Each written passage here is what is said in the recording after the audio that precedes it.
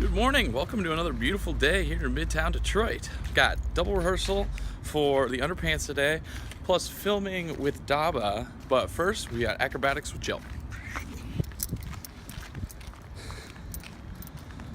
I just absolutely love Jill Dion's class. If you ever get the chance to work with someone named Jill Dion, you better take advantage of that opportunity.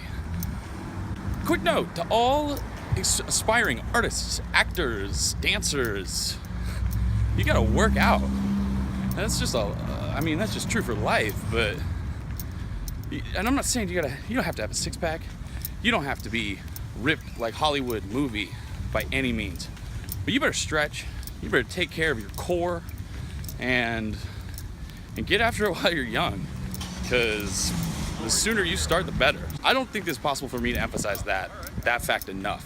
If you want to be a performer of any kind, work out, not for show muscles, but work out for your own health so you can perform for the longevity of a career.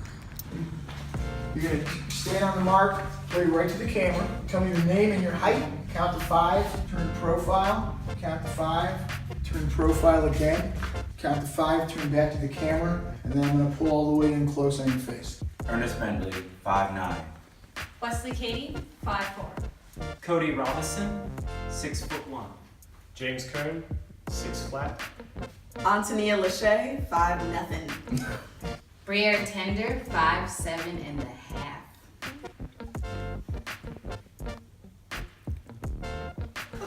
Almost. Hater. I love you, Leader. Brendan Wright, 5'9".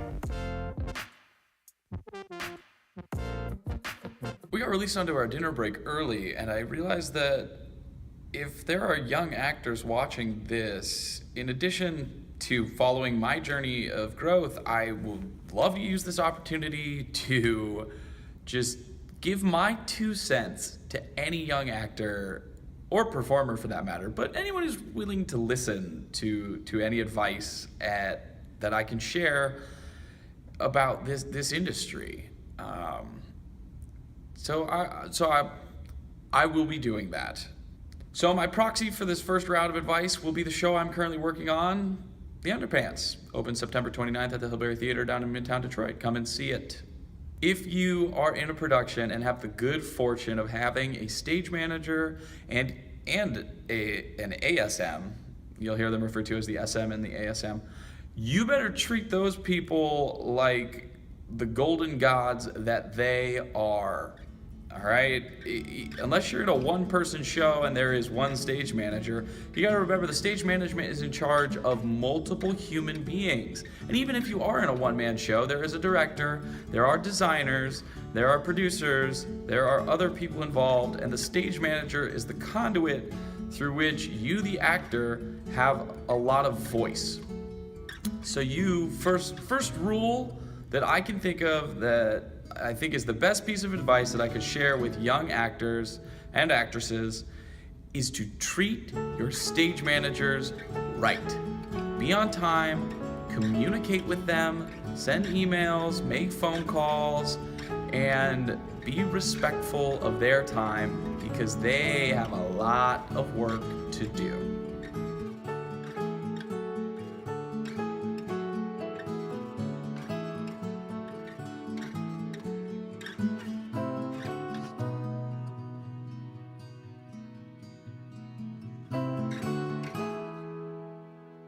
If you love your stage managers, smash the like button, and if you are a stage manager, know that I am eternally hitting the like button of life for you and all the hard work that you do. Very much from the bottom of my heart, thank you, stage management. So there's my first 2 cents. We'll see if I can get up to about $3.50 by the end of the year. When you get let out of rehearsal early, you can go home. Or you can find a spare room and get to work on the show that is going to take a lot of your time and require a lot of your energy. So you saw highlighting, first read through, and we're going to start by blocking the first scene tomorrow at our first staging rehearsal for Streetcar Named Desire. I'll be forthright about this. I do not like Stanley Kowalski. Not at all. As a human being, I find him repulsive. He stands for and represents many things that I dislike about the notion of masculinity, but I am playing Stanley Kowalski, which means I love Stanley Kowalski.